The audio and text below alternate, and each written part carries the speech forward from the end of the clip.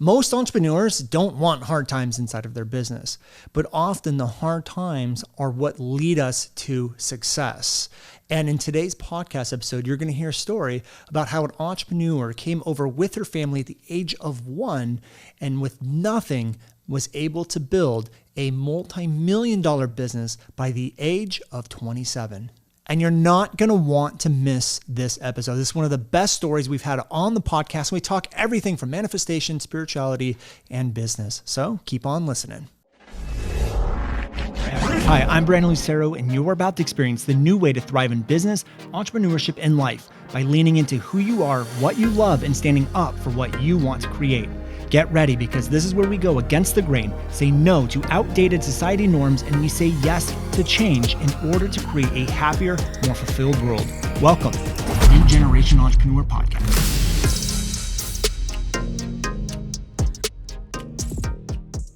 Hey everyone, welcome back to another episode of the New Generation Entrepreneur Podcast. I'm really excited for this episode. I guess I'm excited for every single episode, but especially this one, because I feel like this is a conversation that's going to go deep down the rabbit hole. So if you are not into spirituality and any of that stuff, well, you're probably not going to like this episode. However, if you are, well, then you're in for a treat, because today I have Kathrin, Manifestation Babe, on the podcast today. Kathrin, welcome. Thank you for having me. I'm excited for you to be here.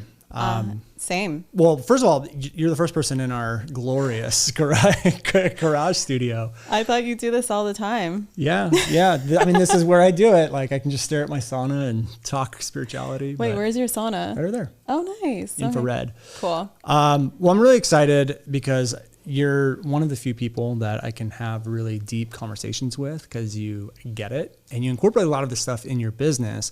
But before we get into all of that stuff, I want to hop into your story. So first of all, for those of the listeners that don't know who you are, can you just give a little background of what it is that you do?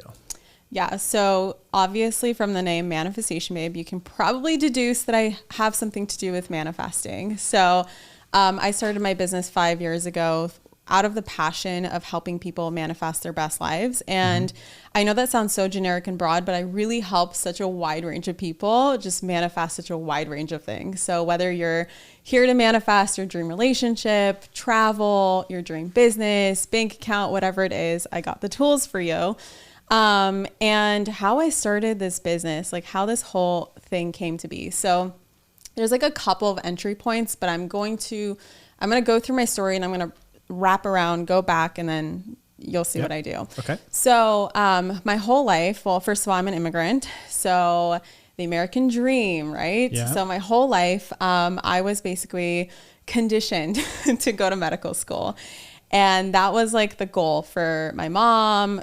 It was actually her dream to go to medical school, but of course she put it on me. Mm-hmm. And so growing up, I was just like, just a kid, doing whatever her parents wanted her to do. And eventually when I got to high school and college, I realized that there's something more to life. So I actually discovered the book, The Secret, when I was 16 years old.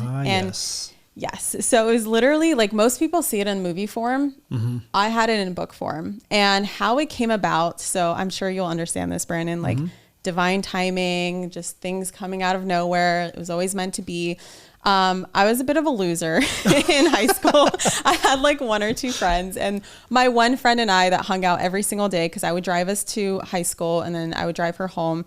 And we were in her house, and I think it's like 4 hours before her parents come home. So it was always just me and her doing homework, talking about cute boys, like whatever it is. And this particular day, she just randomly pulls out a book from nowhere. I don't know where it came from. It was like under her couch or behind her couch or somewhere. And she just walks over to me in the middle of a conversation and just says, "Here, Kathrin, this is how my grandpa has everything that he wants. And he doesn't work for money. Money works for him." And as I was 16 at the time, and I was like, oh, sold. Yeah, of course. I don't want to work for money. Was she a business owner or something? I have no idea. She would talk about her grandpa, like being this, I think he was an entrepreneur. Okay. I think if I remember correctly. I mean, that was such a small detail to me. The most important detail was like, I want money to work for me. And I didn't even have like a job at the time. So it was really funny. And I remember coming home reading the book from cover to cover. And when I was reading it, everything made sense to me. It was like as if there was no new information here. It was a pure remembering. Right. And I remember all of a sudden, like everything from my childhood to middle school to high school, all of a sudden clicking, because I used to get bullied a lot. And I had the lowest self-esteem. And I just like knew like, oh, this is how I'm attracting all these bullies to pick on me. Okay, my life is starting to make sense. It's because I'm manifesting this. And that was like the end of my victim consciousness. What were they picking on you for? I don't know, my weight. My weight came up a lot. And then when I finally lost the weight, it was like, the guys would like me and the girls would not like that the guys would like me. And so I'd get bullied for that. And it was like a whole thing. Okay. And actually, I'm going to ask a couple questions. Yes. Because you said you're an immigrant from Russia, correct? Russia, yeah. And then what age were you when you came to America? I was 1. So I'm basically Russian American. But I do remember that whole, like, my parents didn't even speak English when we came here. I'm assuming they didn't have a lot of money either. Very little money. So we came with like $900 for the 5 of us. Wow. And we moved in with family members right away. But the 1994 earthquake hit in Northridge, and that building literally fell down. What? Yeah. So my mom tells a story, and this kind of shows you like what kind of. So you guys must have been around Northridge then. We were in LA? Encino. Encino, okay. Yeah, so it's pretty close to Northridge, and my mom always tells a story of how, all of a sudden, the building is shaking, and she woke up in the middle of the night with my dad nowhere to be found, and she starts like putting a robe on, grabbing me as a baby, and like running outside. Jeez. And my dad was already packed up and ready to go, and like did not wake up my mom or me. Oh my God. So it just goes to show you why I don't have a relationship with my dad anymore. Yeah. But yeah, like the building just fell apart like minutes after they escaped from the building, and then my parents were basically homeless overnight. Jeez. And I believe, if I remember correctly, my mom talking about how by some grace of God, like the Red Cross, I think, was like making its rounds looking for people affected by the earthquake. And they literally gave my parents a 1-bedroom apartment like overnight with no furniture.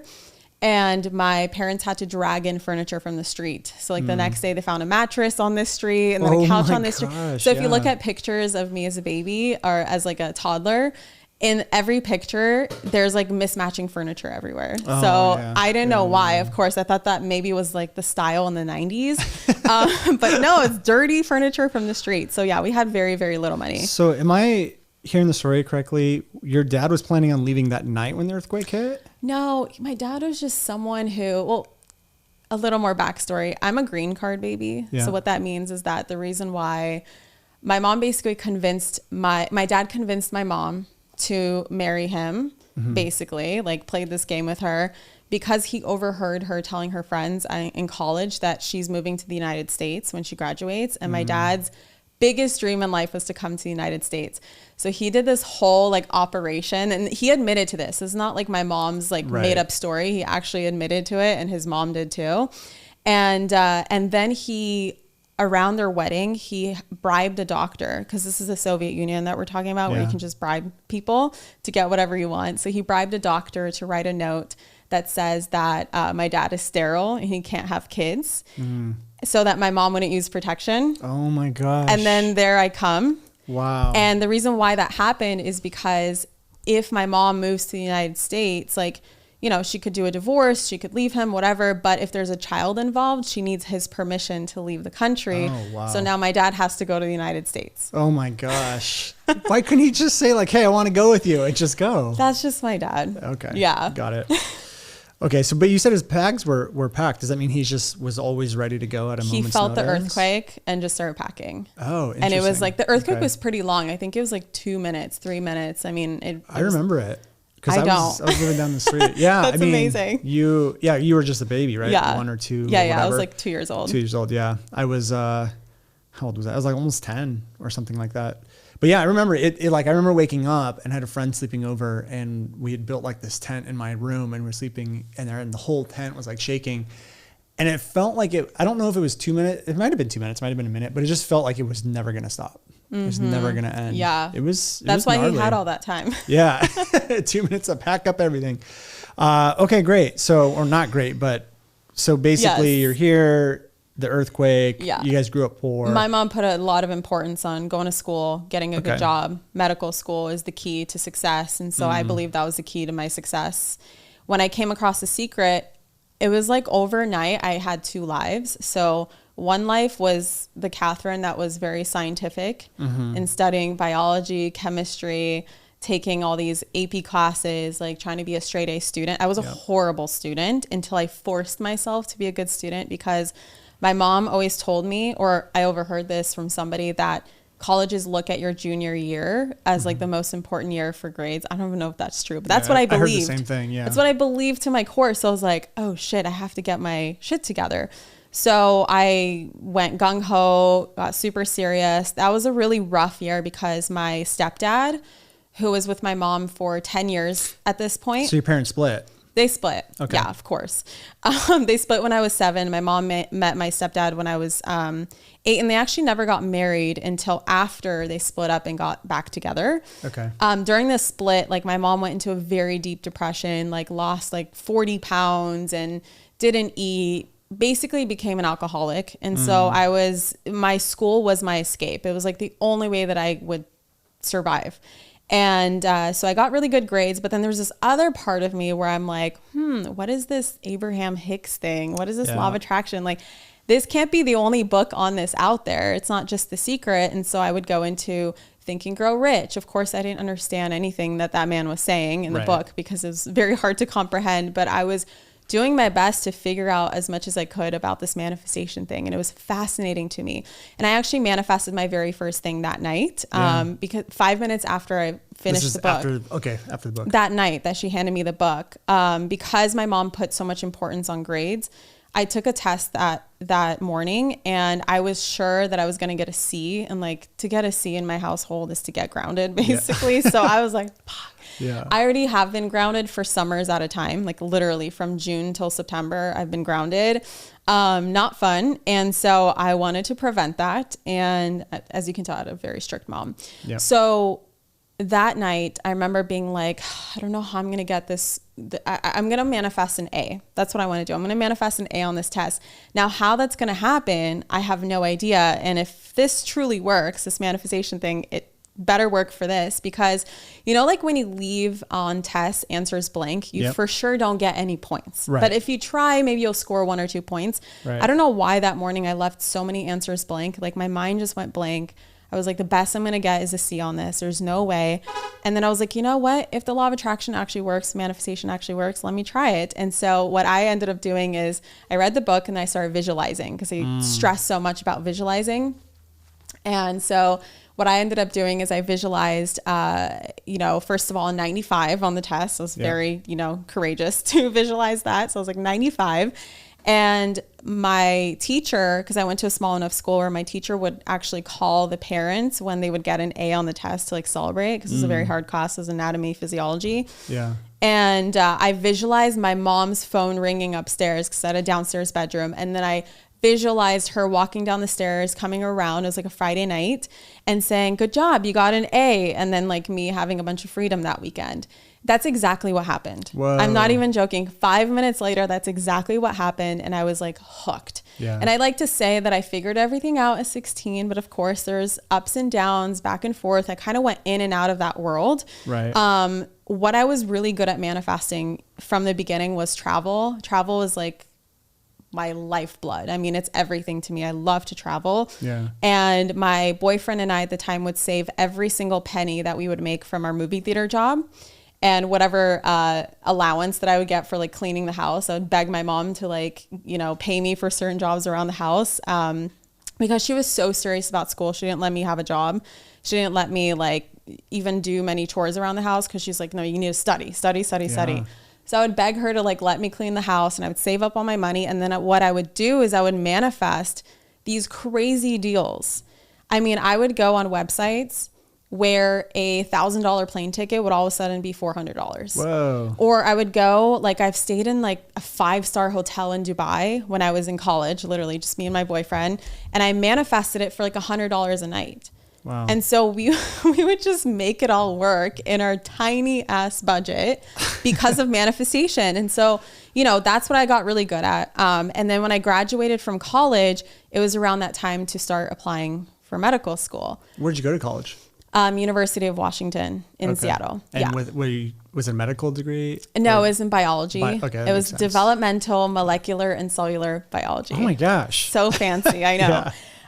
And around this time, what I forgot to mention is that in my junior year of college, I actually discovered multi-level marketing, network marketing. And that was such a fascinating just world for me, because that was the first time I was able to get out of my box that medical school is not the only way to succeed, that I could make money online. I thought it was so cool.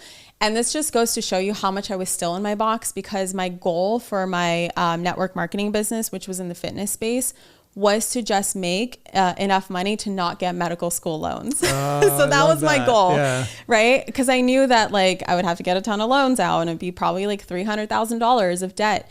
And my goal was always I picked for myself either dermatology or plastic surgery. Those are the most competitive medical fields. And the reason why I chose them, this goes to show you why I was not meant for those fields, is purely because of money, because they made the most amount of money. And I've always been ambitious with money. So I was you know what, I'm going to make millions of dollars being a plastic surgeon or dermatologist. And when I was working my network marketing business is when my grades started to just go downhill in college, because I was so fascinated with marketing, online marketing. The fact that I can go on Facebook or Instagram, I think it was mostly Facebook back then, make Facebook groups, build communities. I got really good at building communities early on, and just inspiring other people by being myself, improving my own life, and helping others improve their life. And one of the pillars of my network marketing business was personal development. So they said the key to success is to do 10 minutes of personal development a day. Yeah. I did hours and hours and hours every single day. How old were you at this time? 21. Okay. So I was fascinated with, I was already into personal development since discovering The Secret. I went down such a rabbit hole. I would do 4 to 5 hours of just audiobooks, podcasts, YouTube videos a day. I discovered things like subliminals that I would play at night, and how to rewire the subconscious, and affirmations and hypnosis and all this stuff. And I started doing that. And then, well, it's kind of a funny story. Yeah. I was hanging out in Sedona last week, and I met up with Jen Casey. She hung out with us for a little bit, and that's, I guess you guys met in Beachbody, which is where you guys, the network marketing company you guys were with. Right at the same time, I was actually just starting this business or close to it. And Carl, the CEO of Beachbody, had reached out to James Wedmore about doing YouTube work. And he's like, I don't do it, but this guy Brandon does. So I was doing... Stop, you were the other person. What do you mean? James said that he passed on the job to someone else. Yeah. I don't know why he didn't mention you. That was me. Because I know you. Yeah. Some other guy, I don't know. But that was me. So I was doing work with Carl the same time you guys were in Beachbody. I'm like, whoa, the paths are all crossing. They were always crossing. Yeah. But anyways, okay, so you're 21, working with Beachbody, doing personal development and all that stuff. And the funny thing is that what I do with Manifestation Babe now, I was doing back then. So part of being a Beachbody coach is to build to sell things, and then also build a team, right? That's where the real money is. And so with my team, you have to find ways to keep them motivated. And that was really stressful for me, because I realized just how hard it is to motivate people who don't want to be motivated or who just don't have that internal drive. So I learned that early on. You can, what's that saying? You can lead a horse to water, but you can't make him drink. So basically experienced a lot of that. But what I was doing I remember in my Facebook group also. Oh, so you had a Facebook group back then? Oh yeah. You have Facebook groups for, just general, motivating people through fitness. You have Facebook groups for challenges.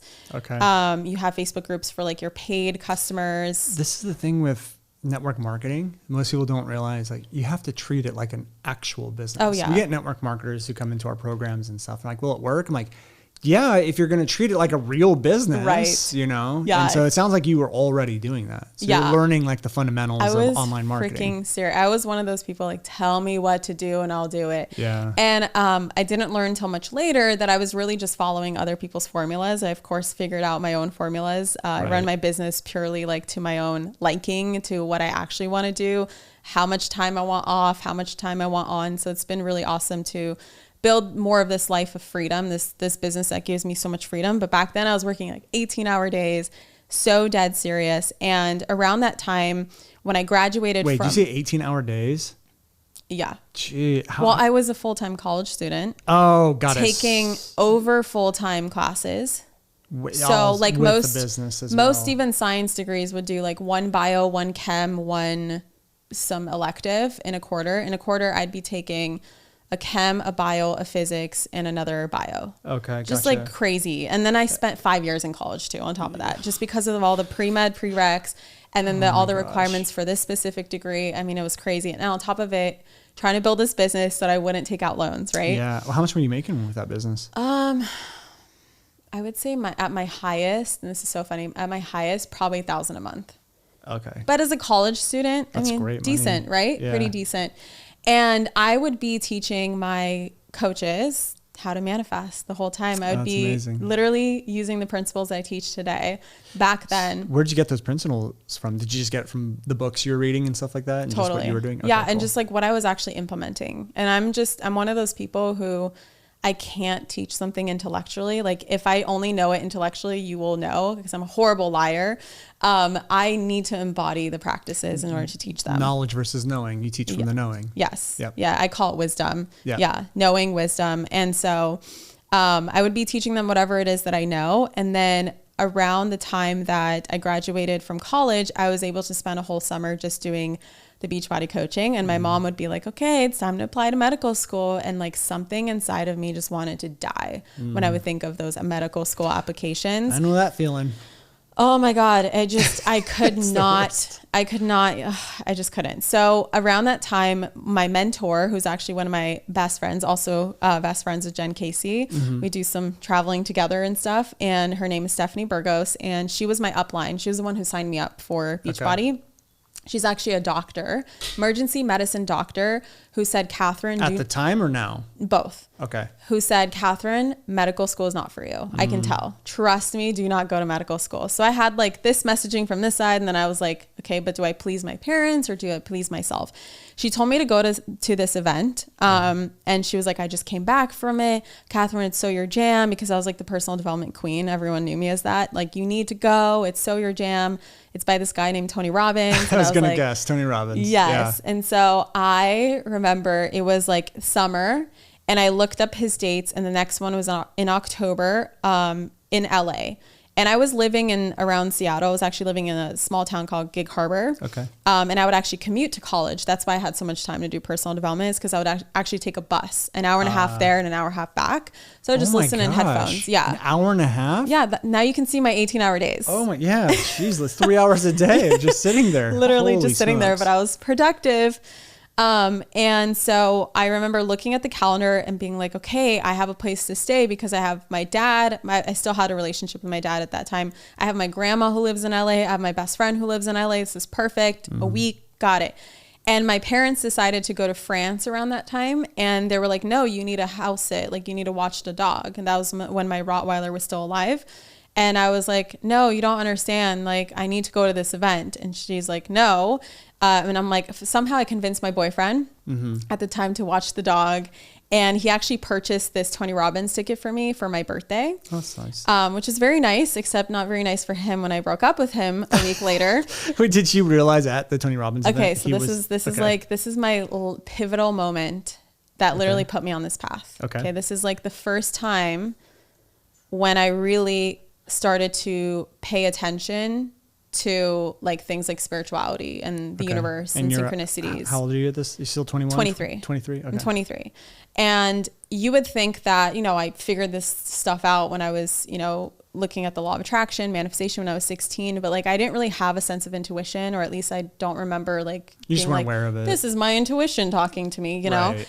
So at this Tony Robbins event, I remember going into day one, and there was like a person who was on my mind that I really need to say sorry to for like something that I did last year.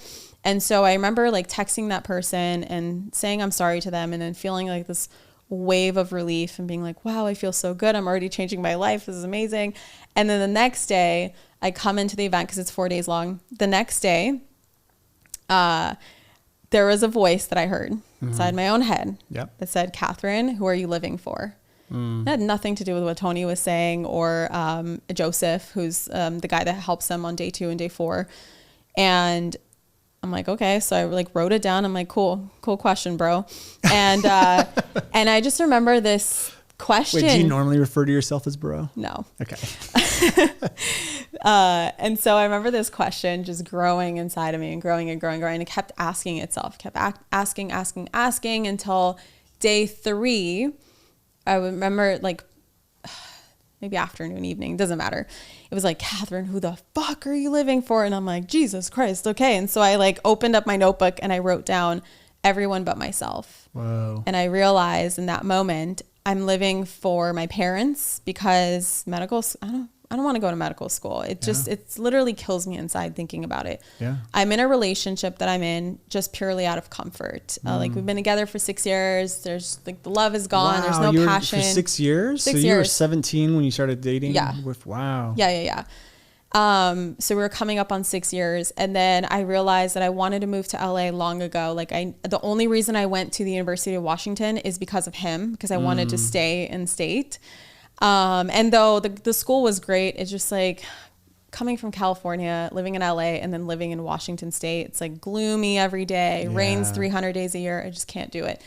And so I realized I made so many decisions for other people, and I never really asked myself, what is it that I want to do? Yeah. And all of a sudden I just felt this like immense urge that I've never felt before to break up with him. I was like, I have to do it. I have to come home and tell my parents I'm not going to medical school, and I have to move to LA. I just have to. There's nothing. The thing that's keeping me in Washington is him, right? And then the thing that's keeping me also in Washington is like living with my parents while I figure out which medical school I want to go to. And if I don't do that and I can just grow my business, then I can live anywhere. Right. So I created this like whole life plan. It was the first time I ever felt alive inside my own body. Wow. And I remember feeling crazy. Okay. So this was Saturday night. The next day, not only that, but on top of that, my friend who was there, Tony was pitching his Mastery University, which is like the next level program. Right. And I just knew I had to go. I was like, oh my God, this is already changing my life so much. I have to go to this event. And, but it was like $15,000, and I'm a college student, like making, some money, but I remember having like $800 in my checking account and then a credit card with $1,000 limit on it. And so it did not add up to 15 grand, obviously. Yeah. And I watched my friend that I was there with. She wasn't actually my friend before the event. She was actually one of the coaches of Stephanie's as well. Okay. And we've known of each other on Facebook, and we just so happened to sign up for the same event. So we spent time together. I would pick her up before the event, drop her off after. And I watched her go up because she was much older than me, maybe like 10, 15 years older, had great money, all this stuff. Like I think she was figuring out more like relationship stuff. Go up and sign up for Mastery University. And I remember crying so hard and just like I remember feeling so furious with myself that I couldn't do it too. And I remember being like, I have to figure out how to get to that event, and I'm going to figure it out. And so the next day in the morning, I remember walking up to the stand and being like, I'm just going to ask them questions. This is so unlike me. I'm like, I'm just going to go ask them some questions. I'm like, hey, do you guys do payment plans, right? Do you guys do whatever? They're like, we don't really do payment plans, but we can definitely get you like financing. So it would pay us in full, but then you would pay this company over time. It would just basically get you like a loan. And I was like, sign me up. And they're like, okay. And then I remember you have to put like $1,000 down, and then the rest would go financing. And so I whipped out my credit card, and I remember literally going like this, like shaking my credit card. And the guy goes, are you okay? And I'm like, yes, I need to do this. I need to do this. And so there I go, 15 grand. It's actually like 10 grand, but because of the financing interest, I knew I would not pay it off anytime soon. So I was just prepared to have 15 grand. Let me tell you, my mom found out about this. Like it was probably flipped. she flipped, and I was already at that age where I'm not going to get grounded. Right. Yeah. But my mom was just like so disappointed in me when I told her I'm not going to medical school. She was, and then I put 15 grand on like this random personal development event. She said that I would never, and my mom knows this, and I was so embarrassed the first time she heard me say this on a Goalcast video where I was telling my story and how my parents literally said I'll never amount to anything more than being a janitor because I'm not going to medical school. That's what she said to you? She literally said that to me. And when I took my parents to Bali, like this is years later, and that Goalcast video came out, and my parents were really excited about it because they knew about it. And I was like, they left that in there. You knew it was coming up. And I was like, Mom, I understand if you never want to talk to me again, but like there is something that I said in this video that might piss you off and all this stuff. And my mom was so nervous and so worried. And I remember her being like, Kathrin, what did you tell them? And when the video came out, she called me and she's like, why did you make such a big deal? It's not like you lied. It's not like you said anything that wasn't true. She's like, I know that I said that too. And I was like, okay, good. Yeah. So anyway, of course she was, upset. But before I even flew home, I remember being set on all these decisions after the event. And my best friend was picking me up and I was like, I need your help. Like I need just to talk through things because I've literally have no idea what I'm doing right now. This is so scary. I remember feeling like excited, exhilarated, and terrified all at the same time. Because of the program. Because of everything. Deciding to break up with my boyfriend of 6 years, moving to LA, saying no to medical school. What was the time span of all of this happening? Like breaking up, joining the program, was it all 1 week? This is all in 1 week? The decision was all made in one day. Okay, got it. The actual telling the people, making took about a week. I think that I broke up with him that day. Okay. How did it feel going through all of this stuff? Because this is one of the things that we talk about. Yeah. Obviously working with Dawn, you start to realize a lot of things. Yeah. And part of our program is getting people to remember who they are and start shedding this version of who you've been told to be. And some people find it really empowering. Some people find it really scary. So how did it feel to you? What was your experience? It was scary, but here's what helped me. So the next part is that it was Monday and my best friend was picking me up, and I remember looking at my grandma's ceiling. It's like me looking at the sky and being like, I don't know who's up there, because I wasn't like super spiritual or anything like that. Yeah. I actually just came out of extreme religious conditioning. And this is funny because my religious conditioning doesn't come from my childhood. There was no religion ever pushed on me, but my ex-boyfriend was very religious. So he said something. He said something like, God's going to punish you because we're supposed to get married and we're supposed to be together. And I was like, swear to God, I was terrified that my business was going to melt and burn. And then God was going to come out of the sky and zap me. And I was just so I had to work through a lot of that religious conditioning. And then I kind of went atheist for a couple months, just being like, no, there's no one out there, blah, blah, blah, blah. And then at my grandma's house, I was like, I don't know, God, universe, if you're out there, can you just give me a sign? If I'm on the right path, can you please give me a sign? And I've never asked for a sign before. And I just said, if I'm on the right path, please show me 1111. And 1111 at the time had no meaning to me. Yeah. It has so much meaning to me now. No meaning. It was just something that my best friend would always say, 1111, make a wish. So I was like, my best friend's about to pick me up. So I was thinking about her. I'm like, show me 1111. And I remember going to my grandma's kitchen to grab some water because she texted me that she's here. And before I left, I looked at the microwave and there's a clock there. And guess what? It's 11:11. Wow. From that day forward, synchronicities up the wazoo. Yeah. Just every single day, confirmation. You're on the right path. You're on the right path. So here's my question to you. Do you think all of that started happening because you believed in it, or do you think it was always happening and you're just now aware of it? I think it was always happening. I think a little bit of both. I think that, I don't know, it's such a good question. No one's ever asked me that. I had zero awareness before. I know that for sure. Yeah. So if would I know that that's been happening? I have no idea because it didn't start happening, right? I didn't have awareness until afterwards.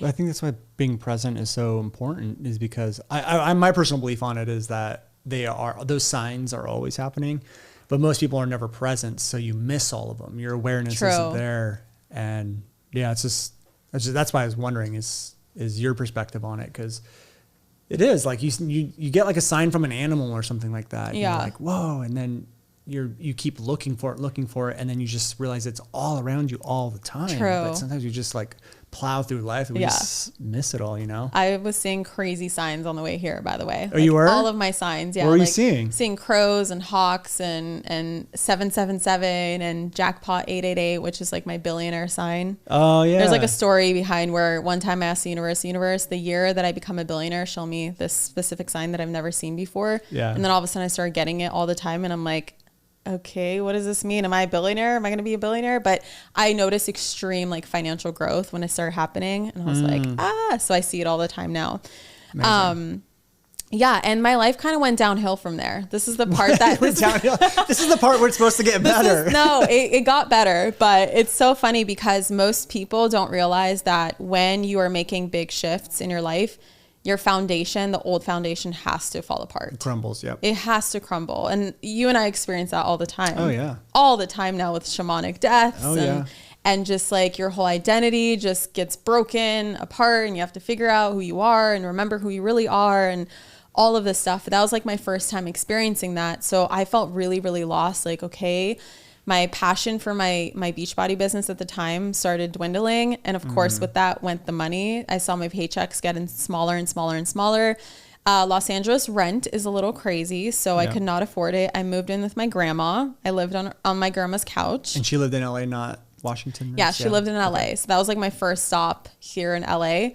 And, and I'm not going to medical school anymore. So what I'm going to do? And I had to figure out what I wanted to do. And so I ended up getting a job at my mom's best friend's home health office that was down the street for $15 an hour as a receptionist. And when I tell you that was the biggest hit to my ego, going from being an entrepreneur to getting a $15 an hour job, living on your grandma's couch. I mean, I felt like a boss babe before, and now I felt like nothing. And and I just knew that would be the best decision. I don't know. I've always had like the sense of claircognizance. That's my strongest sense. I just know when something's holding me back, and I know when something's going to unlock me, and I know where to go. Of course there's always resistance and, not having awareness and not seeing it and being in your own box. But when I look back, like I've always had that knowing. And so I had this knowing that, and I kind of made a decision too. I remember being on my grandma's couch one night, and I wrote out, because I decided that, I remembered all of these principles that I've learned about manifestation, law of attraction. And I remember deciding on my grandma's couch, like, Kathrin, if this this is your opportunity to prove to yourself that this actually works. Like, what if you could go gung ho so hard on proving to yourself that you can manifest your dream life? And I was like, what a great base to start from, because I'm basically starting from ground zero. And I remember creating this thing that I now call my 1-year experiment. And I recommend everybody do this. Okay, I mean, it is a game changer. If you want to not even recognize your life 1 year from now, do it. I don't care where you are in your life. If you're already successful, you're not successful. If you're where you want to be, you don't want to be, but you're super ambitious like me and Brandon, and you know that there's more in life, and you really want to see like what your potential is. I've done plenty of these since then, but my first one, of course, was the most magnificent. So I didn't even know what I was doing until like I did it. So it just is it just deciding you're going to do it and then painting the picture of what you want to create and then going and creating it? Okay. So what I did first is I opened up a journal and I wrote out like my ideal dream life. So for me at the time was, of course, living in my own apartment. I was dating Brennan at the time, so I envisioned us living together, of course. My now husband. He was so resistant to me at first. He's like, oh, stay away from me. And I'm like, but I love you. So we had some shit with that. Traveling to a new country every single month. Okay. That was like on my vision board, of course. Making, $100,000 a year. That was like because I've never made that much money. Right. So that was like my first thing on what I called the ladder of believability, where you, of course, like I wanted, $1 million a year, but if I've never even made 50,000 in a year, like that's a huge jump. So just working with smaller chunks will help you energetically build yourself, build up your belief system, build up your energy behind bigger and bigger and bigger goals. So I just started with 100,000 and I just wrote all of this out, and I just made this declaration to myself that for the next year of my life, I will fully embody the principles of manifestation. Like I will believe without a shadow of a doubt that this is going to be my life one day. I'm going to do all the things. I'm going to visualize. I'm going to script. I'm going to use all the tools that I knew to use. I would meditate. I would speak as if I was already successful. When people are asking me how I'm doing, I'm always going to say I'm doing amazing. Yeah. How is business? Business is growing. Right? I just made all these declarations. But can I make a clarification? Yes. Or ask a question, I guess? Yes. When you said those things, you actually believed it to be Not true. Not yet. Oh, but you didn't? Okay. I decided that I would believe that they're true. And I would use the tools that I use, like hypnosis, repetition, affirmation, scripting, visualization. Like there's so many tools. And everyone always thinks that there's like a formula, like just visualize for 10 minutes a day and then say this thing 10 times. Everyone is so wired so differently. The more that I've taught people how to manifest, the more I've realized that everyone has their own unique formula. So it's about trying different things on and seeing what fits, seeing what resonates for you, seeing what really helps bring the experience alive for you. Yeah. For some people, it's closing their eyes and visualizing. For some people, it's window shopping, like actually going to the dealership and test driving the car. That helps them tune in. For some people, it's like anchoring smells. Like smells is a very heightened sense for me. Yeah. I can smell money. I can smell success. Wow. I can smell luxury. Like when I smell things, I can just put myself right there. When I'm envisioning like where I want to travel, I can smell it. And that really helps me connect to it. It's actually part of human design. It's called cognition for anyone curious.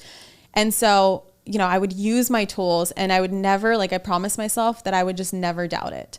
Anytime a seed of doubt would come in, I would just rip it out. Yeah. And I would stay on my program of listening to personal development. I would tune people out who were like not on my wavelength. Like I committed to this and I was serious.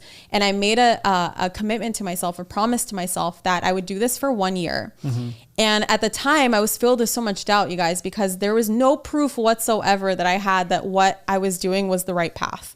And a funny side story, right before I moved to LA, I spoke to a psychic. Mm-hmm. There's a psychic that my mom talked to a week after I met Brennan and told my mom that this is my husband, that we have like, she can see our grandchildren together, all this stuff. And mind you, I've only known him for a week. Wow. When my mom said that, I told her that I know that because when I swiped right on Brennan, which we met on Tinder, mm-hmm.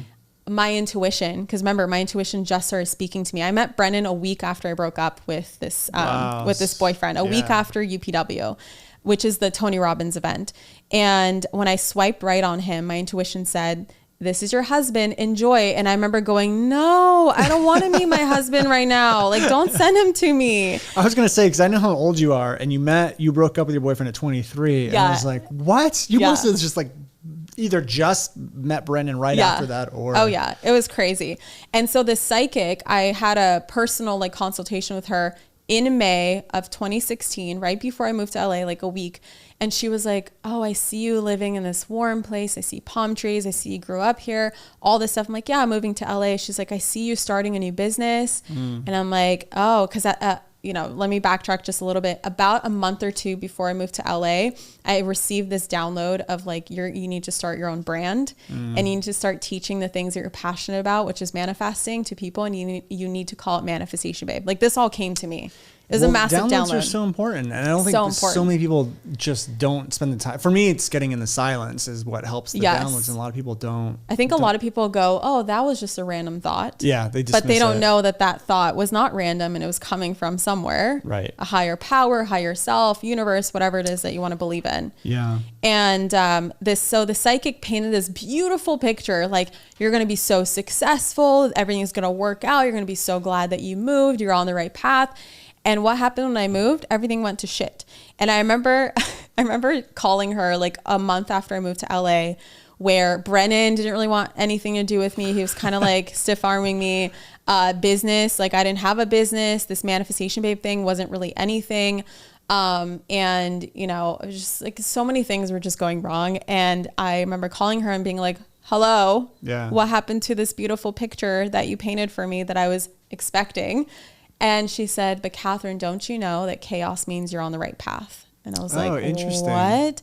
She's like, "Yes. How can you expect to build a brand new house while the foundation of the old house is still there. Whoa. And powerful. I was like, okay. She's like, you need to trust that you're on the right path, that there's always going to be some sort of shattering. Like reality needs to catch up to all your intentions. Well, this is so powerful because this is one of the things I actually talk to James about this a lot, is sometimes you meet really spiritual people and it's all like the cliche, keep that vibe high and blah, blah, blah, all this stuff. And they experience like things going wrong or pain or suffering as something that's not high vibe. And they're just like in a meditative state all the time and trying to be happy all the time. It's like, no, part of spirituality is the growth. It's the breaking down of old identities. It's the shamanic debts.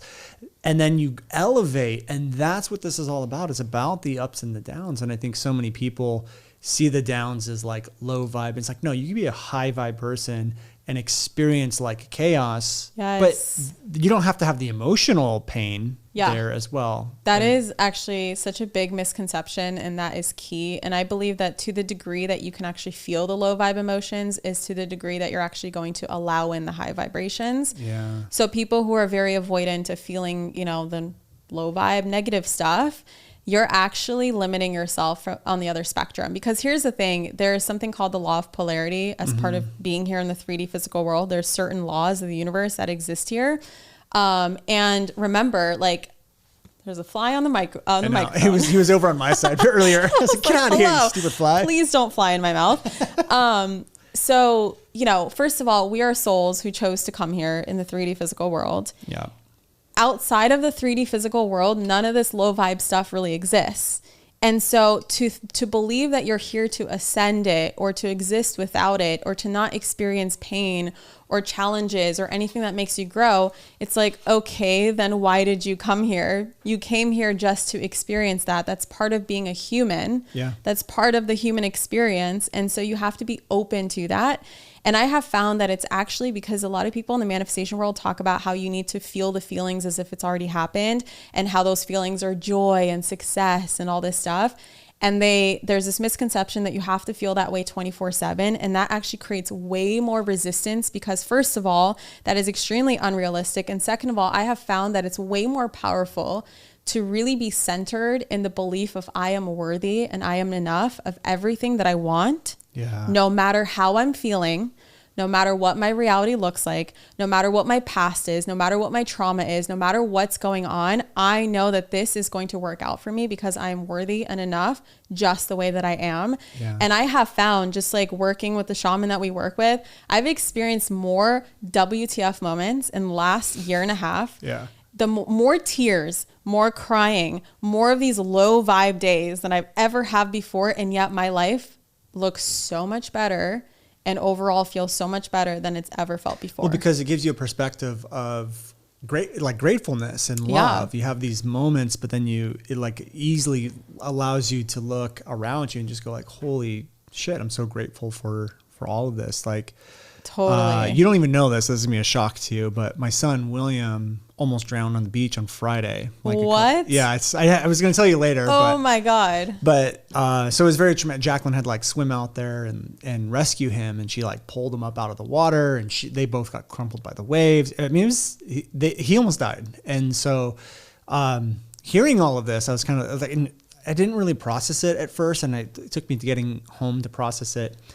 And I think most people look at that and just go like that would be considered a low vibration. I'm so sad. Traumatic moment for everyone, for Jacqueline, for you, for him. Yeah. But because of the growth that I've had, I'm able to look at that and go like, there's actually a lot of beauty in what happened too. Now, Jacqueline and William are closer than they ever have been before. They used to butt heads all together, and he's like obsessed with his mom now, which he never really was. And like the level of love they now share is beautiful. And it really showed Jacqueline how powerful she is. Like, I mean, from what I heard, like mama bear mode, adrenaline, where the mom lifts a car off a baby. She went through the waves and like went and rescued and just pulled him out to the point where she was like, I can't even move the next day because it was like her muscles were so sore, and she just like pulled him up out of the water.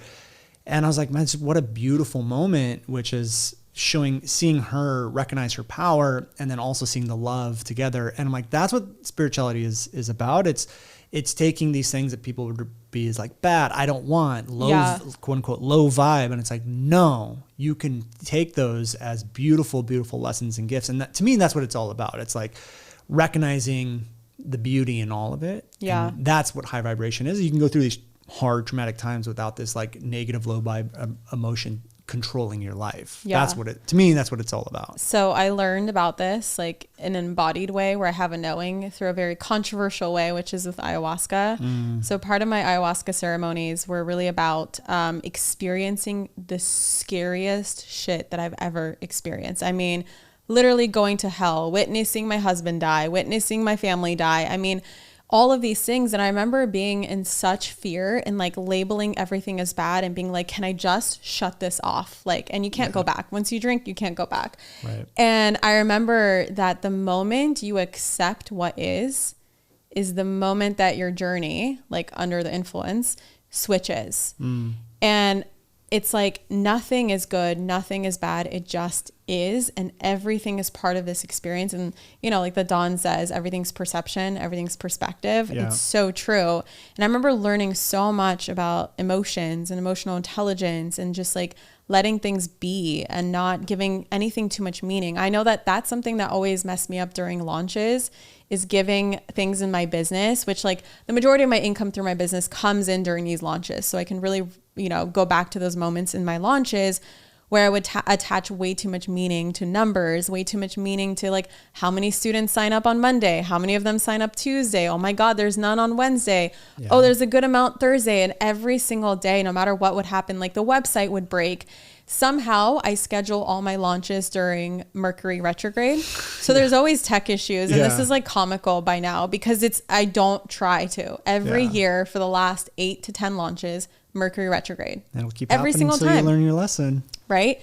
But Do you still do that? Do you take that into consideration now? No, because it works so well for me. And I've actually consulted with an astrologist and there's something on my chart around like Mercury just being very powerful for me. Yeah. So it doesn't impact me as much as like other people, except just technology and stuff. But like, let's say that something breaks on my website, I'd be like, oh my God, my launch is doomed. And the moment I stopped giving anything meaning and just remembered that I am an amazing entrepreneur. I'm an amazing wife. I'm an amazing person. I'm an amazing businesswoman, no matter what happens. Yeah. And through that energy, it's like a very grounded, certain, cool, calm, collected, neutral energy. Through that energy, it's like so many gifts have been able to come into my life because of that energy. Yeah. Because I've let go of that old paradigm of manifesting of like, I got to be happy all the time or my life is going to go bad. You know, that it just doesn't work that way. Yeah. Well, and we also see a lot of depressed people with a lot of money. So true. And that's how, and like a lot of my students used to ask that, like, but Kathrin, how can miserable people have a lot of money if, you know, you have to be happy to have a lot of money? It's not about happy. I could never explain it back then. Yeah. Now I can. Yeah. Gotcha. Okay. One note I do want to make on ayahuasca. Yeah. Which is not something I would personally recommend anyone do. I know I've never done it, but obviously we talked to the Dawn and it is something that you definitely need to take careful consideration with. Absolutely. So for any listeners out there, definitely like message me or Kathrin if you guys have any questions on any of that stuff, but definitely want to make sure we're not recommending you guys go out and run and do that. Yes. That's a good disclaimer. And I actually stopped recommending people do it. I only speak from experience. Like when people ask me about ayahuasca, I just say, well, when I did it, this is what I learned. And I'm not necessarily saying, because I've learned a lot from the Dawn around like doing it with the right person, because a lot of people can come out of those experiences extremely unintegrated. And the majority of the work that needs to be done after a ceremony is integration. But if you have no experience with integration and you don't know what to integrate, you can kind of get stuck energetically. Yeah. Yeah.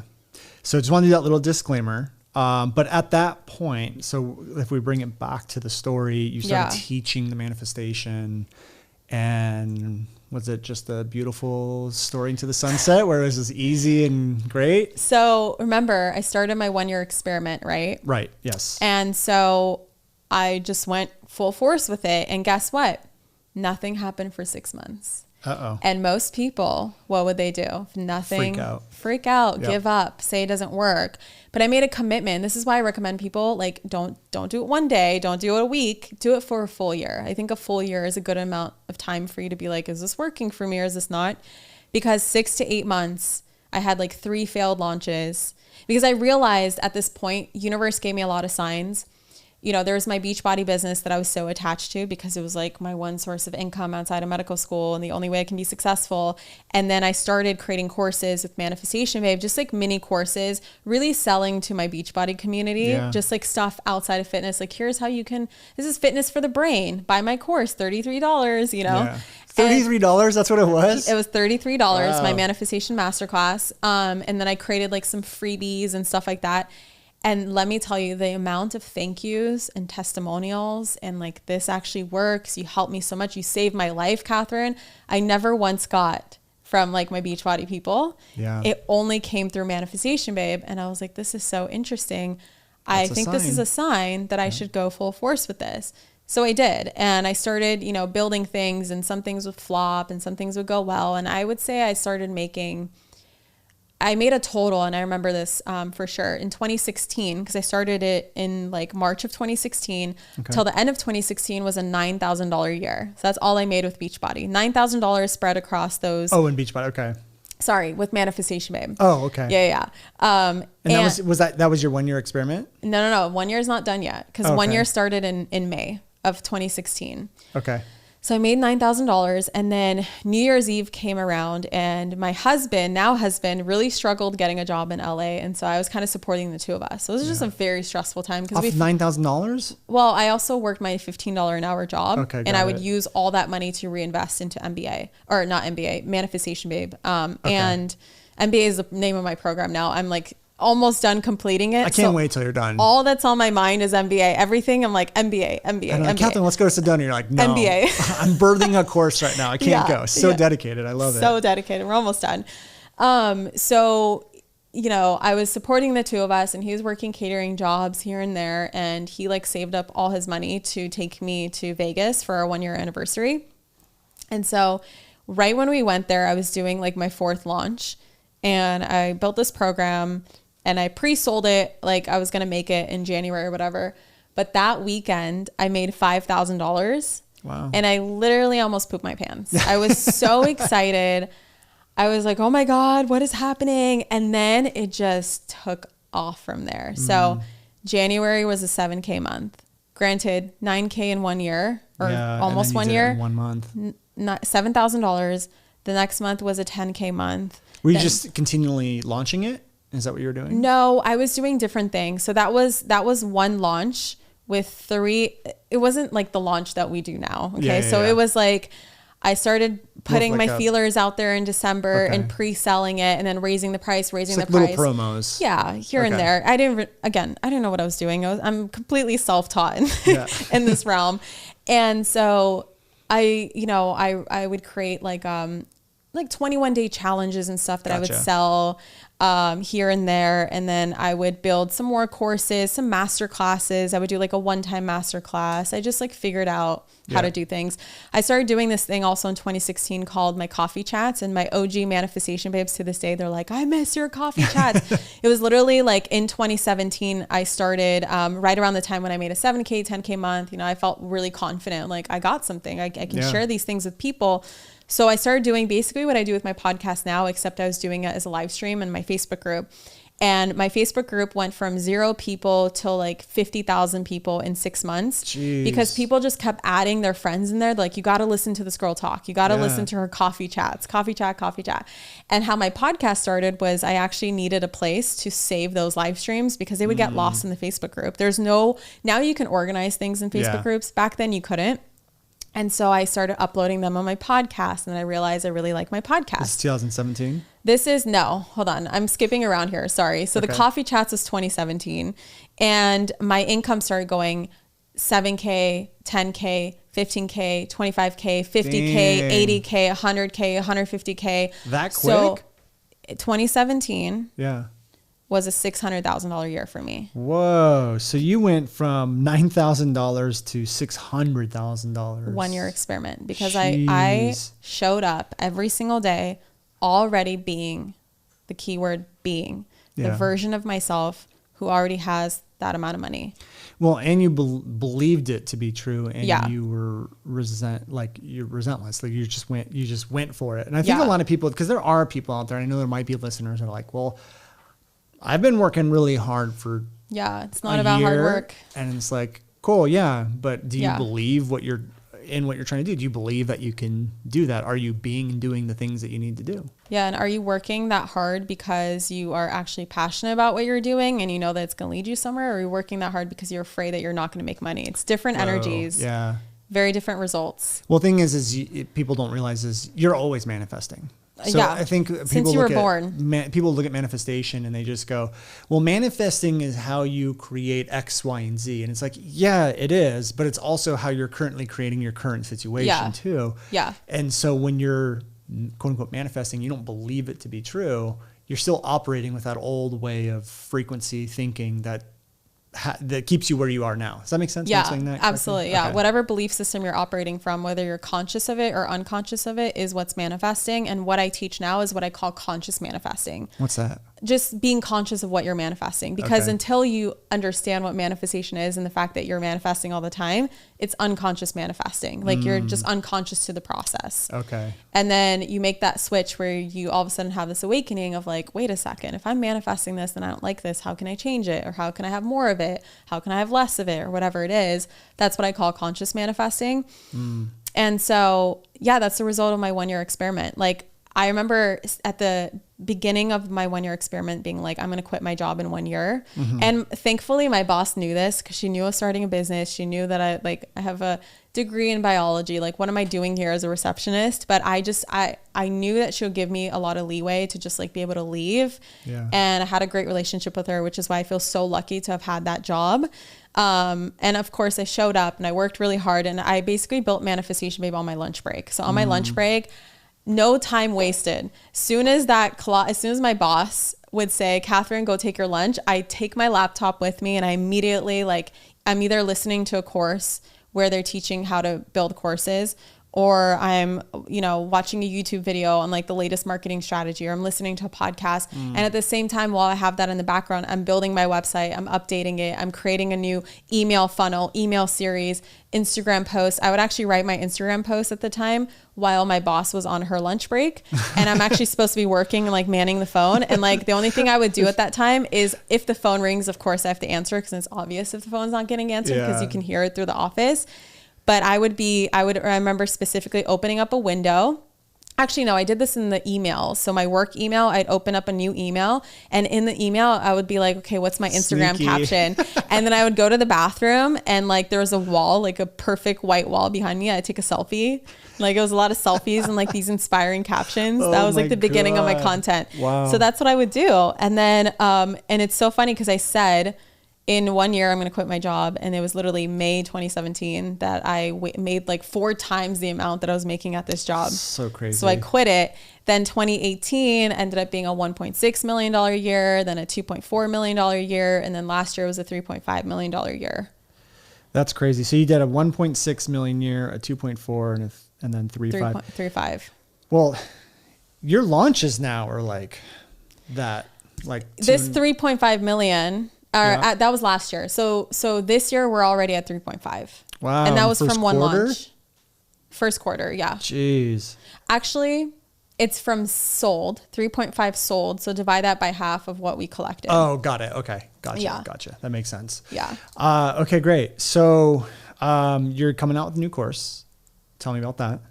What were you selling and what are you selling now? Because this course, every time I'm like, Kathrin, go to Sedona, come out with us. You're like, no. First of all, let's be honest. You didn't invite me this last time. I didn't even know until I'm like, wait, he's with Jen. Jen's in Sedona. You knew because it was for James's top 10 affiliate thing. I asked you if you're going. That's why I was there. I don't know what day it is. So if you would have just said, okay, that makes sense. But I honestly have no idea what month we're in, what day we're in.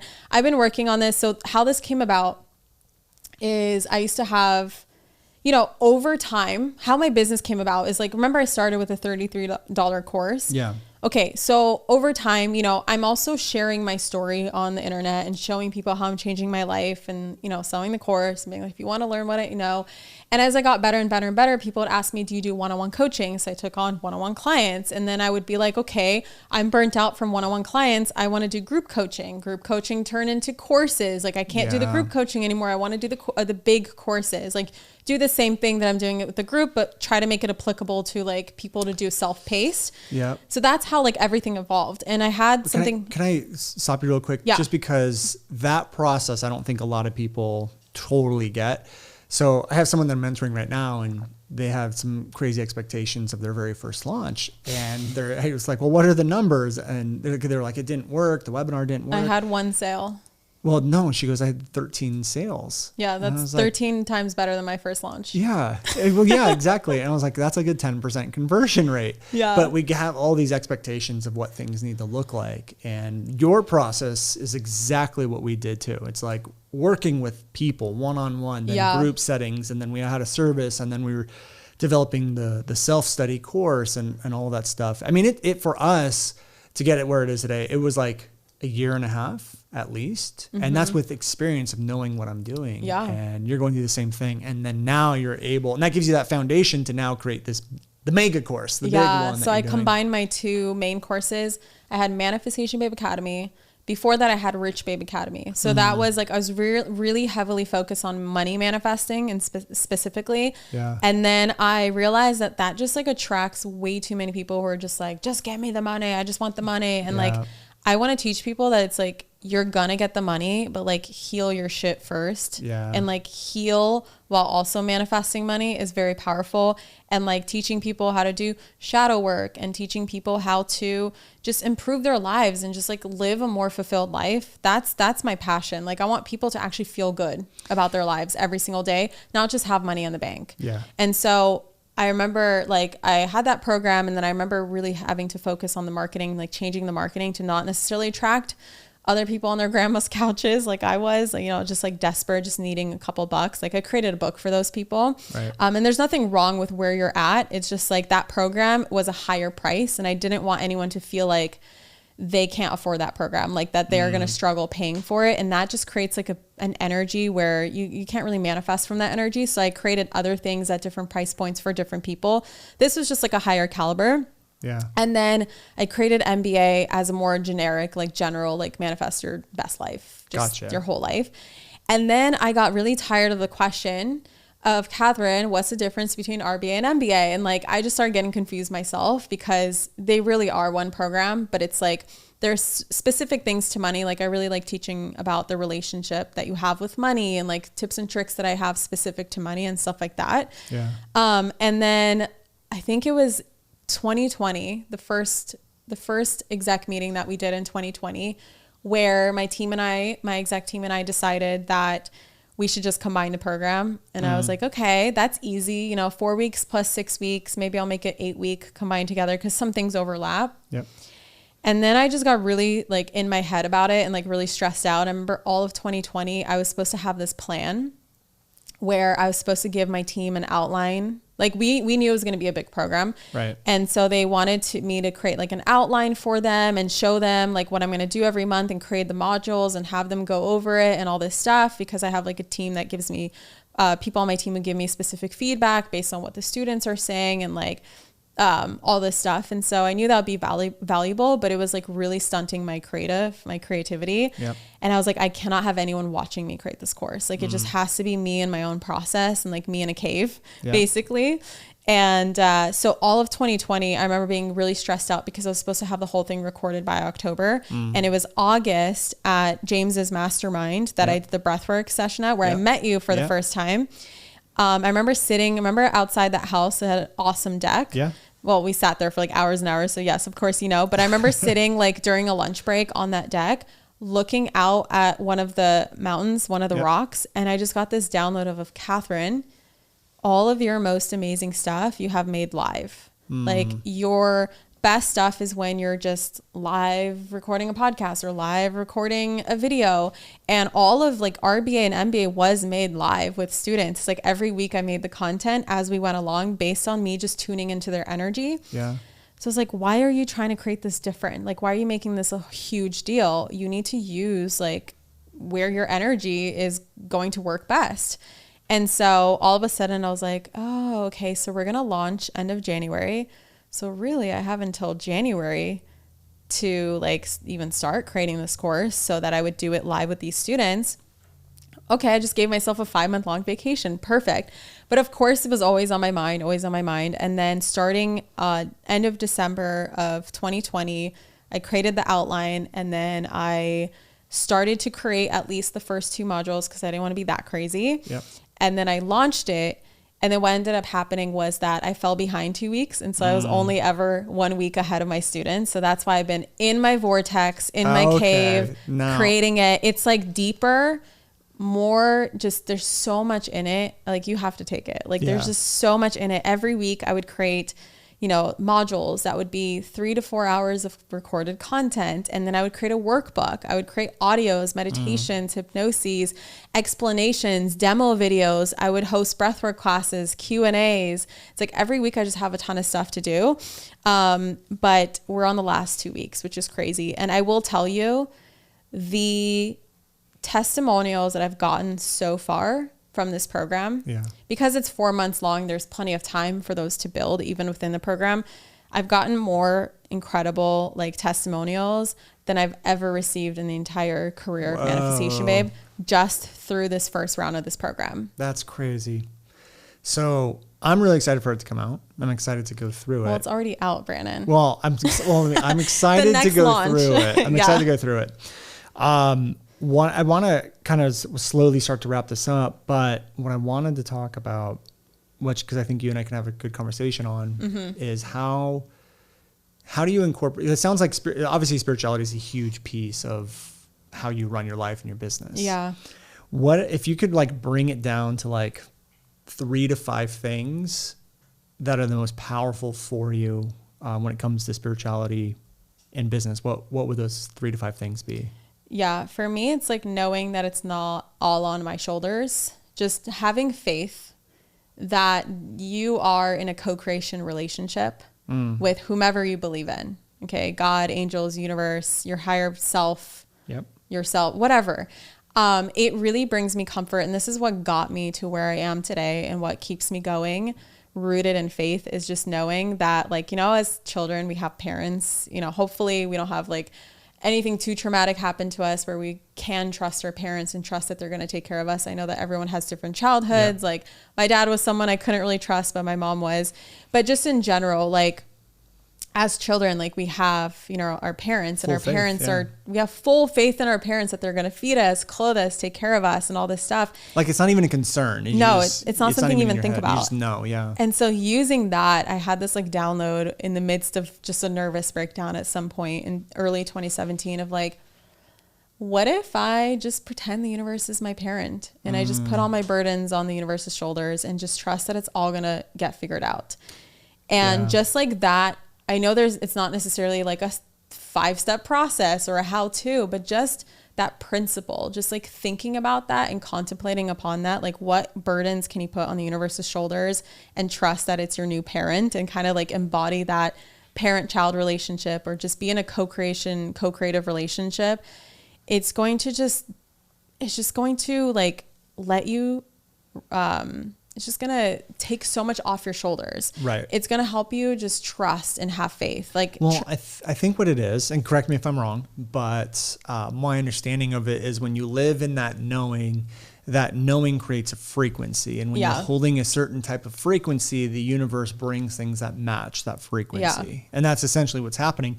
But when you go into doubt, it's like you're maintaining this like frequency. And then as soon as you like doubt, it goes and then it stops. And so you don't bring it into your life. It's living in that certainty and that knowing. And I know James talks about this all the time. Like you wake up in the morning and you know the sky's gonna be blue. You don't even doubt it, worry about it. Yeah. And that's the type of frequency or I guess perspective you need to have in order to bring a lot of these things into your life.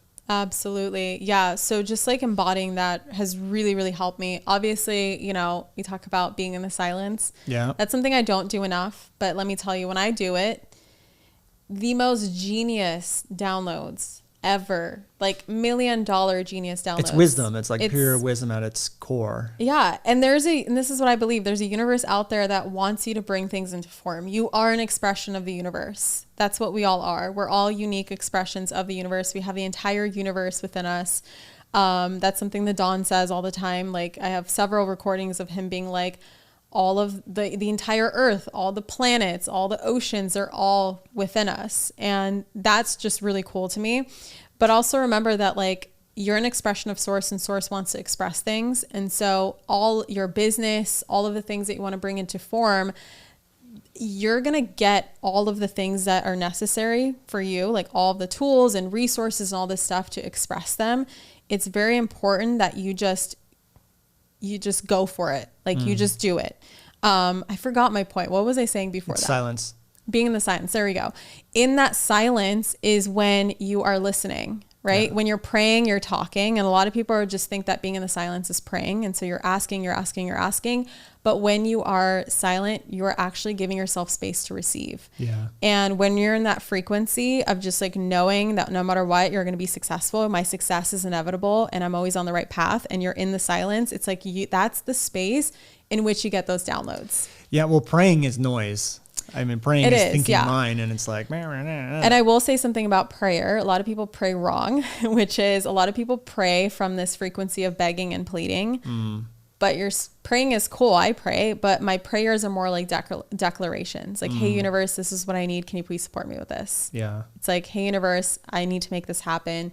Thank you in advance for your support with this. Right. Rather than, please, I hope, oh my God, what if it doesn't happen? You know, that's just not the right energy to receive from. Even like saying I want and stuff like that, because I want is lack. Because with the way the frequency would be when you say I want, it's I don't have right now. Yes. And the universe, or I will. Yeah. And the universe goes, okay, great. That's the situation they want. So let's expand that. They just want to keep wanting things. And then when you say I have or I'm going to, that's like, okay, that's a certainty. It goes back to what you were originally saying, is the certainty, the knowing that things are going to happen. Yeah. And, you know, one of my favorite tools is visualization, of course. It's something I personally really connect with. But there's this thing where your subconscious mind is the most open right before you're going to sleep. Yeah. That last 5 minutes, what do most people think about?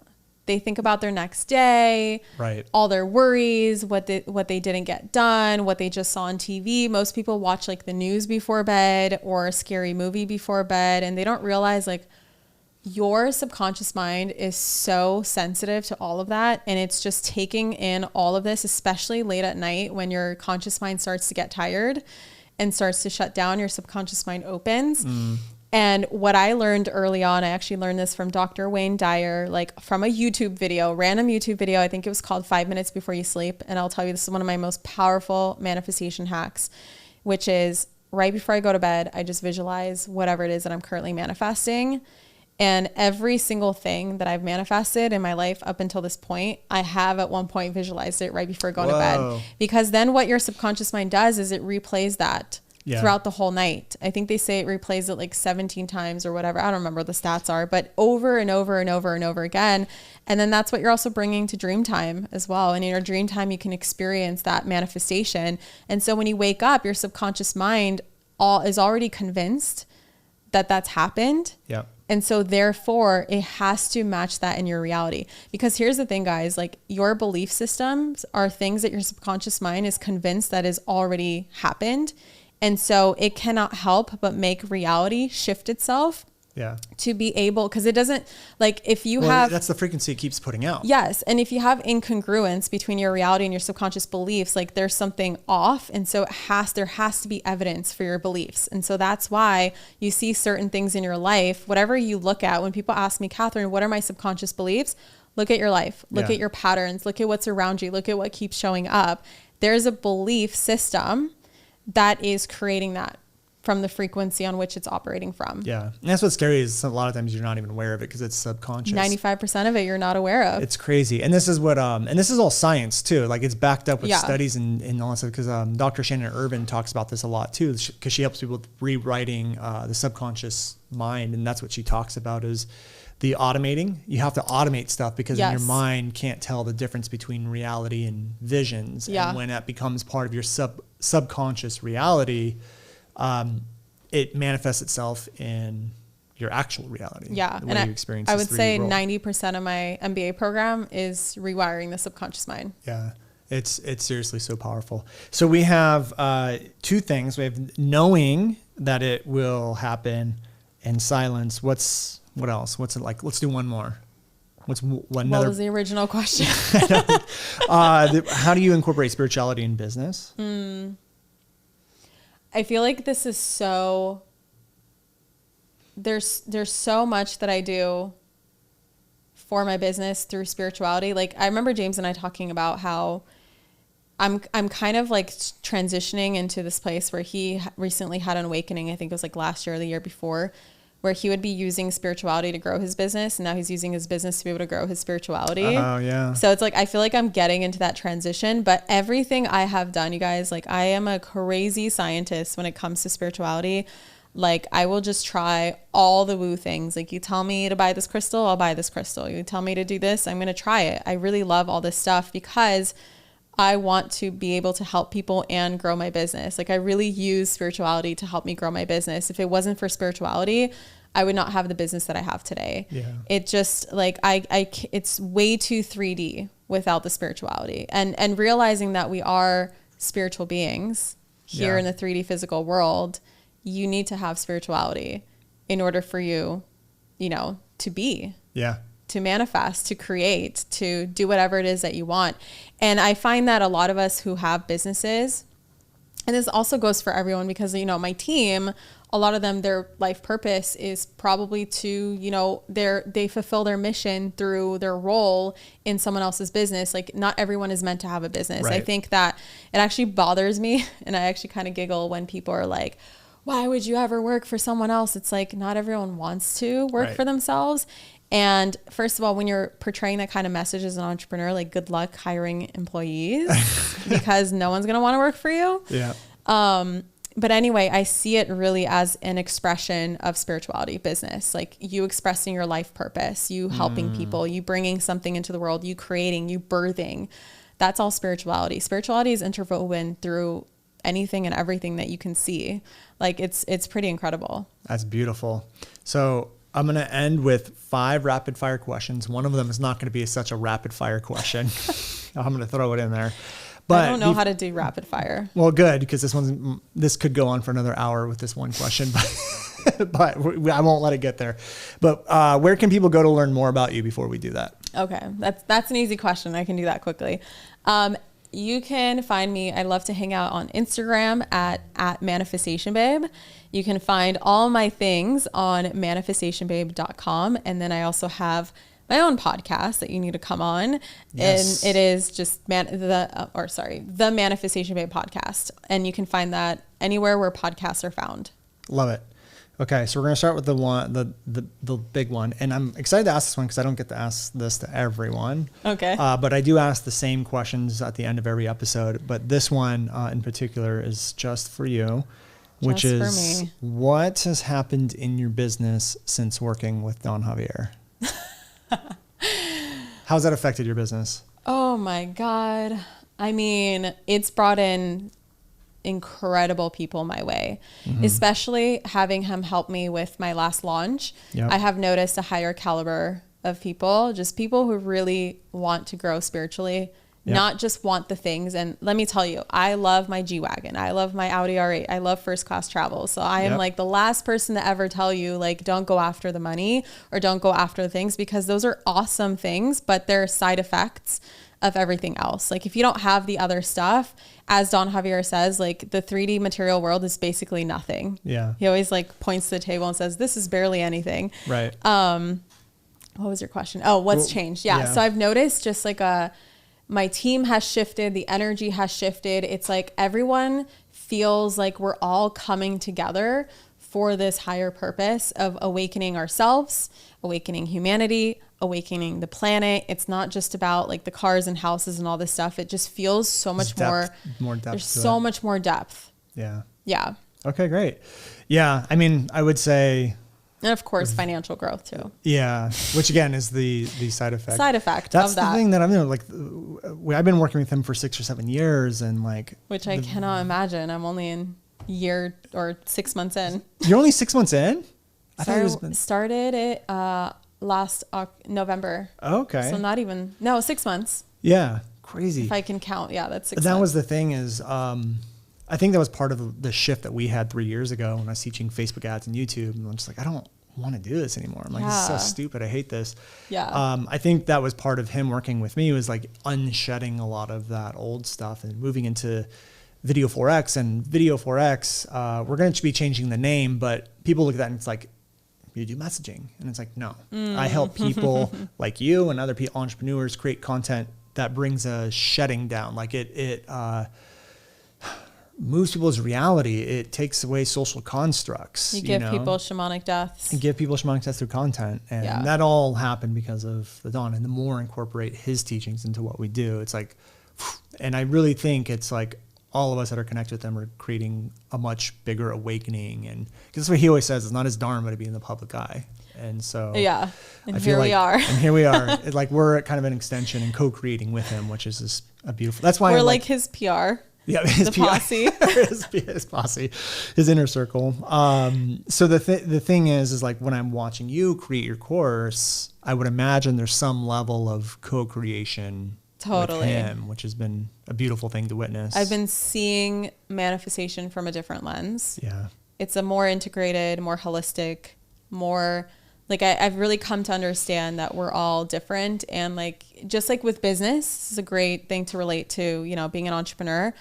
There's a template that works for one entrepreneur. Yeah. It's not going to work for the other entrepreneur because they have different energetic blueprints. It's just like your energy, even if you follow the exact same 10 steps that James Wedmore did to create a $10 million business, or like the 5 steps that Brandon Lucero did to create this amazing launch. Like, those are awesome. Like you have to really break apart like the formula and be like, okay, which parts do I resonate with? Which parts work for me? And which parts are just like, are not embodied yet. So there's no point to even pretend that it's embodied yet. And like, what's actually going to work for me? What actually excites me? What lights me up? And so that's what I've really done with my business, is I've really just understood that there's like no right formula. I'm like, I want to launch just once a year and create like $20 to $30 million launches, and then be able to like create a clothing line and like have a personal brand and a YouTube series and just like do fun, cool stuff the rest of the year that like really builds a bigger community and just allows me to offer different things to the community. And then there's like that one time a year launch. Yeah. Whereas, a formula that works for someone else is probably a membership model. Like 2 people can make the same amount of money doing different things. And so it's the same thing with manifestation. It's like, just because visualization worked for this person, maybe meditation works for you, or vision board might not work for this person. Maybe it works for you. And I've just realized there's so many nuances. There's so much, like everyone is built so differently. Well, there's such a uniqueness to every single person that you cannot just give people formulas. So another challenge that I've been working on in this 16-week long course that I've noticed me really seeing it from different eyes, with the help of the Dawn, is like being able to put myself in other people's shoes and like come up with as many options for people as possible. I love that. And it's so true. To me, what that is blending the masculine and the feminine energy together, where the masculine is very much like steps, formulas, frameworks, process, structures. And then that's what most people do with their courses and their programs. And then not everyone gets results with that, because you're not taking the individual's beliefs, subconscious, personality, human design, all that stuff into account. And that would be like the feminine stuff. It's like the invisible things that most people don't recognize. And that's what we do inside of our program, which working with the Dawns helped me realize that you need both. You need to provide a framework in which people go through, but there needs to be adaptations for the uniqueness and the individuality of each person. Yes. And when you do that, it's like almost impossible for people not to see results. One of the manifestations of masculine and feminine energy for me has really been like team building.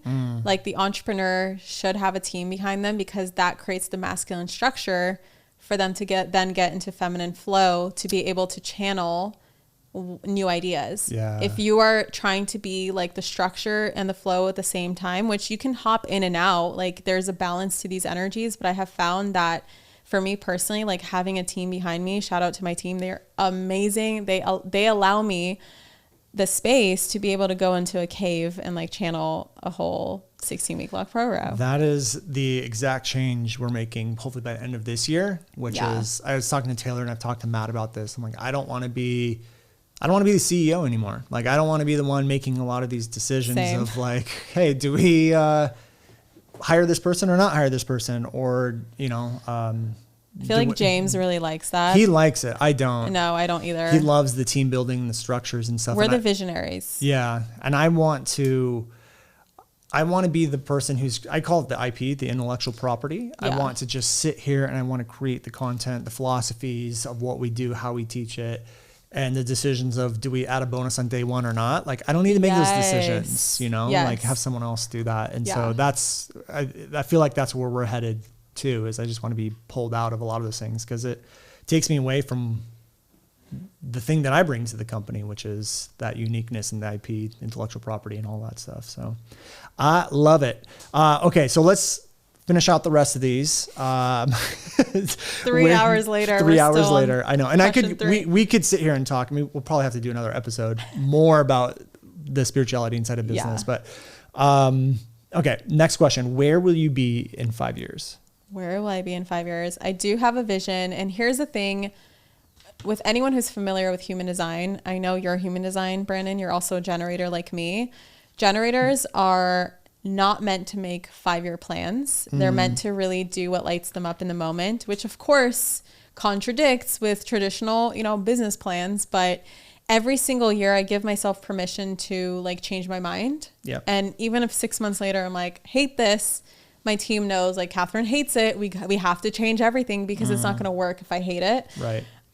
But as of right now, there is a vision that lights me up and we'll see where it goes. But like, for example, I'm starting a YouTube channel that has nothing to do with manifesting, has nothing to do with manifestation, babe. It's literally me and my life and just me being me. Like a vlog series? A vlog series, but also like, just like maybe talking about topics that just don't relate to manifestation, babe. I know that when we decide to have kiddos and I get pregnant, I want to document that and like help other moms who also want to get pregnant or are dealing with that. Like I just feel like I'm a lot more multifaceted than I have been before. Like there's so many levels of me that want to express themselves. So how I see is like manifestation, babe, growing with, us adding other manifestation experts and creating like this hub, like this community of just like being, do you know Gaia, which is like the Netflix of spirituality. It's like all of these woo alien documentaries, and I love hanging out on Gaia. Shout out to Gaia.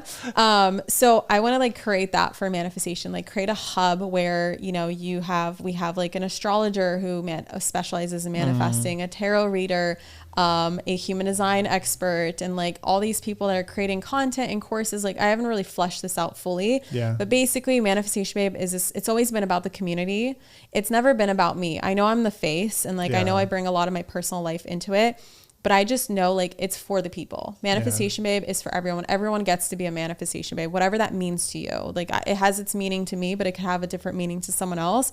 And I just want it to be a place where everyone knows that they can come there. They're all welcome. It's a safe space, all inclusive. All of the, all the content is there for them. They can take whatever they want, leave what doesn't work. How MBA is going to fit in there, I have no idea. I haven't really fleshed out all of that. That's the thing I love about this, is that you're not being trapped by the brand. And I think so many people get trapped by their business. They're like, I want to do this and this. It's like, well, then go fucking do it. Go do it. Yeah. Why? Well, my brand doesn't do this and I'm known for, it's like, who cares? Like I teach messaging, but I get on this podcast and I talk about parenting. Like, right. Exactly. It doesn't matter. So I also, I definitely do want to create other things. I don't know what the other things are, but one thing that's been calling to me is just creating a personal brand. Like kind of, I don't want to say influencer because I hate that word. And like, not being an influencer, but just like having a personal brand, like sharing my life and inspiring people through my life. That's interesting because I would have thought you had a personal brand, but now I think about it, no, it's Manifestation Babe is the brand. It is the brand. Yeah. That's awesome. I'm the face and I bring myself into it. But that's like, that's 5 to 10 years. Who knows what it's going to look like next year? Maybe I change my mind. I don't know. We'll see. Well, it's so interesting because I remember you looked up my human design and I couldn't remember what you said, but right before you got here, we interviewed someone who does human design. And who?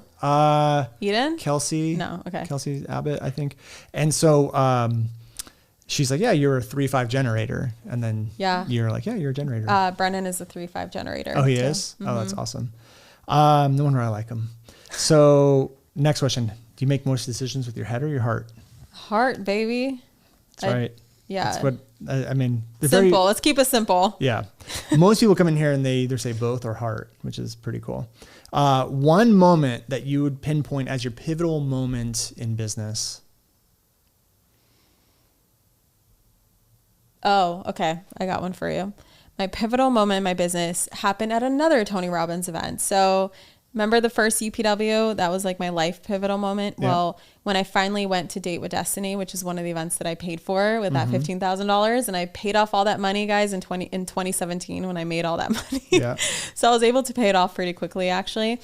I went to Date with Destiny at the end of 2017. At this point, I had hired 3 people, a couple, a woman who worked for us for like 2 months, didn't really work out. She kind of made some mistakes. We let her go, but I still have a great relationship with her to this day. Like we check in on each other, just see how, how she's doing, how I'm doing, all these things, which is awesome. But this couple that I hired, I was at this point in my business, I was hiring the first people. And so I'm just going to hire the first people that come, like anyone who shows interest in working for me. I don't know any different. So I hired them and it was like great at first, but I just like noticed, I guess my standards were really low, but I did notice there's a lot of frustrating things. Like they just couldn't get simple things done. And I didn't know any different. I was like, maybe this is how it's supposed to be. I don't know. Yeah. And then we ended up hiring another woman after we let go of that other woman. So I had 3 people on my team. Brennan quit his job. He came on to Manifestation Babe. Didn't really know what he was doing. He just kind of was there at first. So we're a team of 5. And I walked into, our income. Remember how we had like the big surges in income? So at the end of 2017, it was kind of stagnant, like 85K. It went to like 100, 150, and then it dropped to 85. And it was like 85 4 months in a row, 3 months in a row or something like that. Mm-hmm. I was like, something's off. Like should be growing.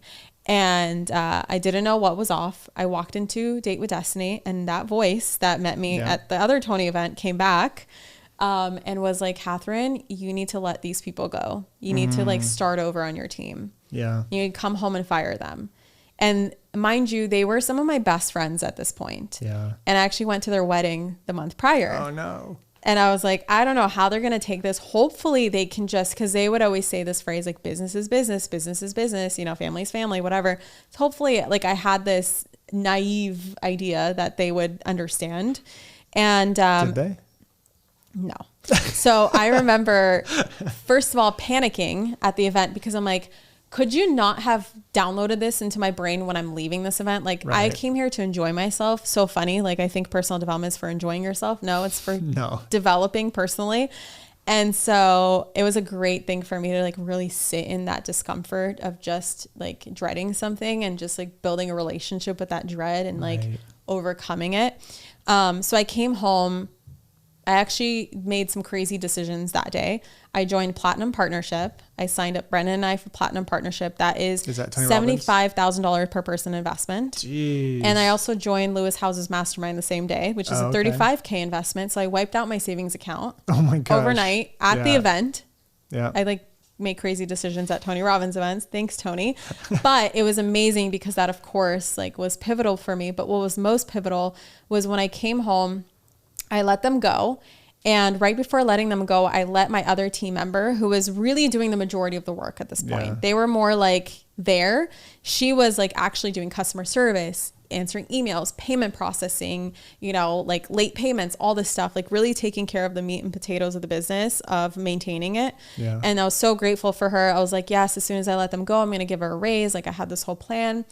And I told her that I'm letting these 2 people go right before like I got on a call with her. And then right when I got on a call with them, I was so nervous. I've never fired people before. I was so nervous. And I remember them getting on the Zoom, like with their arms crossed, like scowling at me. And I'm just like, this is weird. And I was like, hi business guys. Is business. And they didn't even know what I was saying yet. Yeah. I didn't connect until 3 months later through a psychic that she had told them that I was so letting them go. They knew. And so it's so awkward. Why would she do that? That's so weird. Well, here's the thing. A week later, it was 2 days before New Year's Eve. Brendan and I were going on vacation for 3 weeks, celebrating our engagement in Australia. He lived in Australia for a year. He was so excited to show me Australia. Yeah. And I felt like something was off as I'm packing for Australia. I'm like, something is off. And so I immediately texted. I was like, hey, is everything okay? I just feel like something's off. No answer. But an hour later, I get this email being like, hey, I've decided I'm no longer working for you. Oh my gosh. Like blah, blah, blah, whatever the hell the excuse was. Like I kind of want to start my own thing. And then blocked me on social, blocked my number, blocked my email. And this is the most integral person of the back end of my business. Yeah. And just disappeared overnight. And I'm As going on vacation to Australia with my husband, who doesn't know jack shit about our customer service or emails or anything like that. And we proceeded to spend the next 3 weeks of trying to vacation and have fun, but also like the business is kind of burning to the ground at the same time. And I remember honest to God, thinking that was the beginning of the end. Like I had a great run, 2017, right? Made 600K, but that's it. No more than that. And so we're done. And what was crazy, and this is a pivotal moment, it has a lot to do with team building. Brendan and we actually did a launch from Australia because we're crazy like that. We did a launch. I taught him everything I could. I recorded some fire podcasts. Like I had so much inspiration and drive to because I had a literal fire under my ass, so that will kind of give you a little inspiration to keep going. And at the end of that month in January, remember how I said my income was stagnant? Yep. We ended up doubling our income. Wow. That January. And I remember looking at Brennan and being, Brennan, you know what we did? We kept the muscle and let go of the fat. Yeah. And every single member that's ever going to be on this team again will it's a privilege to be on this team. First of all, we have to have high standards. We have to find people who are better than us, not worse than us, not the same as us, but literally smarter than us, better than us. Well, when you have a small team, it's like you can only grow to the level of which your team grows with you. True. Yeah. And you'll get to a level where that team member can't handle it anymore, and they'll leave either by quitting or getting fired. Yes. And the next person we hired, she's literally here to this day. She's our COO, Londa. Shout out to Londa. She's the first person we hired from that new standard. And our team is now with, full-time employees, I think we have just over 10. And then, with contractors, 16 to 18 people. Yeah. Literally the best people. Yeah. A++++ players. Well, I heard something when we were on a trip to Fiji. They said, you can build a business with B and C players. Something like you can build a business with B and C players, but if you want A players, they won't work for a B or C leader or something like that. Yeah. And I was like, whoa. So if you want those A players, you got to be that A leader. Yep. And Absolutely. It sounds like that's what you did. Yeah. Okay. So last question is, do you believe that entrepreneurship should be taught in schools, and why? Duh. But also, how would you?